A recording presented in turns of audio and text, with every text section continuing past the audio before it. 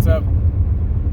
This is Travel Chronicles, chapter 45. I'm getting a little bit behind because there's just stuff coming out every day. And it's kind of crazy because yesterday I was talking about how I didn't think the NBA was gonna walk out. And they're calling it a boycott. It's not a boycott, it's a strike. Okay, when you walk out of your job and refuse to work for whatever the reason is, normally it's for contracts, those types of things. That's a strike. Okay, when you're refusing to do work that someone else wants you to do, that's a strike. Okay, a boycott is on the consumer end, where a consumer doesn't want to pay for the service or product that you're offering. They refuse to pay. That's a boycott. They don't want your service. They don't want your product. That's a boycott. That's how boycotts work. Striking is when the working person says, I'm not going to make this anymore, or I don't want to do this job anymore for whatever reason, right? And then you have the lockout, is where the person who's in control of, distributing the service, or, allowing people to work in an area, say, you're not coming to work today. I'm not going to allow you to make something today or to do something. That's a lockout. So you got lockout, strikes, and boycotts. This is not a boycott. You can't boycott what you're making. Like, I can't. Me not showing up to work is not me boycotting my job. That's me being on strike. Right? That's wildcat strike. It would not be effective because it would be one man. There's not a giant group of participants, that participate in that.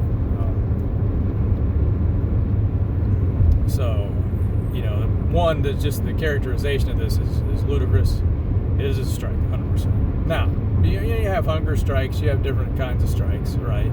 So their strike, they don't want to do their job. Now, normally when you don't want to do your job, it's because of something that directly affects your job, right? There's some type of contract negotiations are dragging on. There's some new clause at work that people are upset about. Someone at work at your particular job was treated so unfairly or unjustly that the entire workforce wants to walk out because they don't want to be treated that way. Those all make sense. This strike doesn't make any sense because the players are walking out for something that did not directly affect them, and they have no direct response. The people that they're striking against are their employers. Okay, that's who you strike against, is your employers. That's it. That's all you can strike against.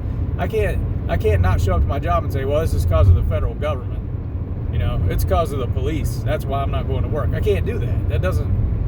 That's not going to do anything, because the police, the federal government don't employ me. They're not part of my job. And they want to protest, and I'm telling you, they're hitching the wagon to the wrong horse here, because Dr. Martin Luther King said, in one of his speeches, you want to be judged on the content of your character, not on the color of your skin. And right now we're judging everybody based on the color of their skin. Black is good, white is bad. If you're white, that's bad. You're automatically in the wrong. Whatever you say, whatever you do, is wrong.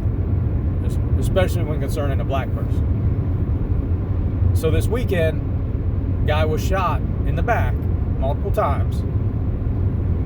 White guy's wrong, black guy's right. Okay. On the surface, yeah, right? And that's what circulated, this 20-second clip of a guy getting shot. All right? There are 3 police officers around. They all have guns drawn. They have already tried to tase this man. It did not work. Okay, to the point where being submission. He has multiple warrants out for his arrest. Okay? The police were called to the place. They didn't just show up and say, hey, what are you doing, buddy? Hey, get in, come with us. No. Okay, they were called there. They responded. They're like, hey, who are you? And he's like, I'm Jacob Blake. And he's like, oh, you're under arrest. You got multiple warrants out for your arrest. Oh, no, I'm not going. I'm not doing that. Oh yeah, you are. Oh, that didn't do anything. Okay. All right, now listen to us. Look, we're pulling the guns out. We are serious. We're dead serious. You're coming with us. You're under. Nah, getting in my car. I'm gonna get in my car. Oh, he's Is he reaching under the seat? Is he getting a knife? Is he getting a gun? Like the police let this go as far as they could. The absolute as far as they could. You know, at what point do we just want the cops to start getting shot? Do we want the cops to start getting killed and say, oh, okay, now you can respond. Yeah, you other two can do something because he killed a cop. So now it's okay. You know, or even then we're going to be like, well, he only killed one cop. That's not that bad. You know, where's the end? You know, you have to, that's why I say this is the wrong horse to hitch your wagon to, because this guy's not a good guy, right? And we can talk about, well, how did he get there, right? You know, the system has screwed him over, right? He probably didn't get a good education, probably wasn't able to get a good job, a higher education, and has resorted to some fundamentally risky work on the side, you know, that has put him at risk. And that's where the arrests come from, and that's where, you know, the disputes are coming from, because he's not in a stable environment. He grew up in a stable environment. Now his children aren't going to grow up in a stable environment, and it's a perpetuating cycle. And I'm not arguing that. You know, that could be 100% how we got there is how we got there. This is where I talked about all the links in the chain, you know, have come together, and the police are that last link. And we're trying to fix this chain by only attacking the last link. That ain't they're just holding on. That's the only thing that's anchoring this whole thing to the ground is down here. If we want to start fixing things, we got to go up to the top. We got to get to the bottom, right? Or maybe we're looking at this like whatever part of the chain that the police are on, or at the top, or at this end. But everything is anchored back here at the other end. If we undo all the stuff at the front, then we don't need the police at the back. You know what I mean? That's where the interaction is. So these NBA players want to go on strike. It's fine. You can do whatever you want, right? But realize right now, the only people that are watching your games are people that still supported you, okay? Anybody that didn't like NBA basketball wasn't watching NBA basketball, okay? Anybody who was turned off by the kneeling, the flags, the Black Lives Matter, taking that as a racist movement and putting the virtue signals on the back of the jersey, were turned off by it. They're not watching. Okay, the only people who are watching are like, okay, yeah, Black Lives Matter. We want to watch basketball. You know, we really want to watch basketball. That's fine. You know, you guys can do your protest. You can put whatever you want on the jerseys, have whatever on the floor, and the announcers can say whatever they want. You know, it's fine. And people are all right with that. But those are people that are already supporting what you're doing. People that don't want to support what you're doing already quit watching. They're already not watching. And unless you think the legislature in Milwaukee is just like, oh my goodness, we have to do something for this, because the NBA is not even playing in the state right now, right? The only state that they're playing in is Florida. You know, and Florida's like, oh, okay, we're going to pass massive laws and get the NBA back. What happens in the home state? That's not where this problem happened. So how's that fix this problem? You know, at what point can the NBA go back to playing? You know, when every state has made a new law, when there's no police, when a police person gets shot and they go, oh, you know what, maybe we were wrong. Yeah, I guess, yeah, the police do have a hard job. At what point can they go back? And if they're saying, well, we want the owners to do something. Okay. You know, that's the only thing that can happen. That's the only thing within the realm of the NBA that the strike can affect, is the owner response, or the governor response. Okay, which they're going to have a meeting today. It's like, because they understand, like, this makes no sense. Like, they have no control on things going outside the NBA sphere. They can't affect laws.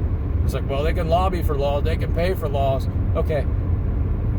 Why do they care that much? Because their players care?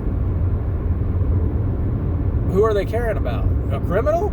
Like, at what point do we just say, this is insane? You know, and you look at somebody like LeBron James, who has lived his life above board, right? He has not had the interactions with the police where he's been arrested and pulled over and suspected of this, suspected of that.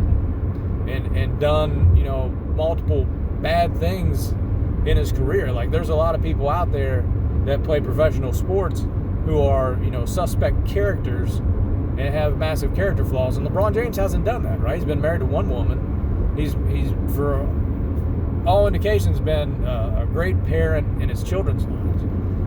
He helped build a school in Akron for kids. He's got a scholarship program to get kids into college. Like, he's doing the right thing. Like, that's what you need to do. Yeah, build schools. Make sure these kids can get to school. Make sure these kids get a higher education that deserve an opportunity. He's done everything right. And all these other people are like, oh, we need to go on strike.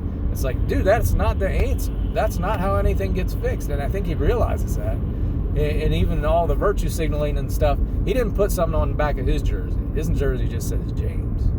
Because he knows he's doing enough outside the court to affect stuff. Not just inside by having extra 2 words put on or 3 words put on his jersey. It's just it's kind of crazy. Everything's upside down right now, right? So when you were playing cops and robbers as a young kid, you wanted to be the cop. The cop was good. Like, right now, nobody would want to be the cop. That would be horrible. But it's kind of ridiculous. I don't know what the end game is. If you have no end game, you go on strike, you're going on strike for a change. We want a different contract. We need this added. We need this protection. And then you go back to work once that's put in place. I don't know what could be put in place here where you say, okay, well, now we go back to work. This has to have a quick resolution and say, well, that was a mistake. We just want to make a point. We're going back to work. People need to do better. And we want to use our platform to speak on things and use our money that we're going to make the rest of the year to change things and do things that way. That makes more sense. This makes absolutely 0 sense. So if you're going to walk out of your job, better have a plan. That's all I'm saying. All right. Be careful. Stay COVID free. Later.